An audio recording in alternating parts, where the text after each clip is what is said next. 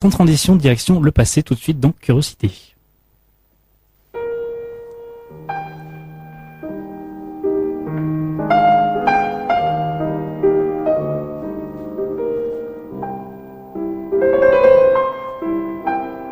Moment d'histoire.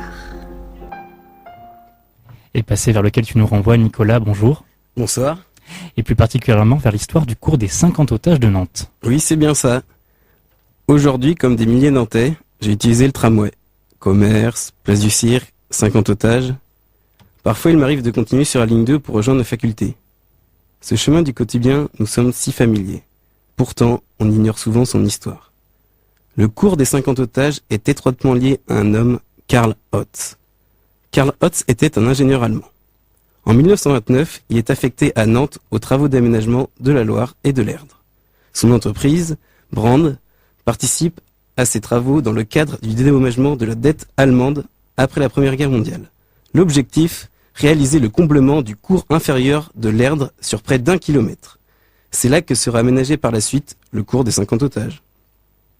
Le percement d'un tunnel de détournement sous le cours Saint-Pierre et Saint-André est mis en œuvre.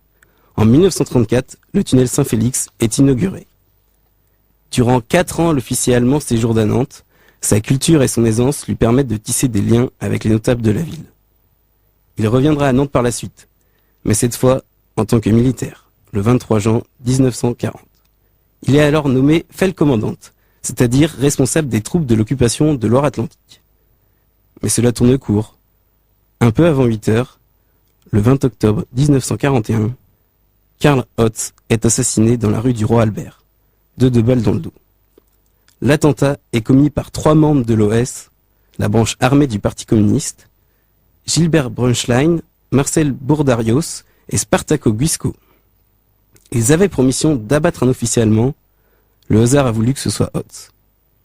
La réaction des autorités allemandes est impitoyable. Hitler envisage l'exécution de 100 à 150 otages. Une première liste de 50 noms est effectuée, principalement de communistes, syndicalistes et résistants. Parmi eux, on retrouve Guy Môquet. Il n'y a que finalement 48 fusillés le 22 octobre. 2 otages nantais, l'avocat Fernand Ridel et un certain Doguet, sont retirés de la liste. Les otages sont exécutés à Nantes, Châteaubriand et Paris. Cet acte est immédiatement condamné à Londres par le général de Gaulle.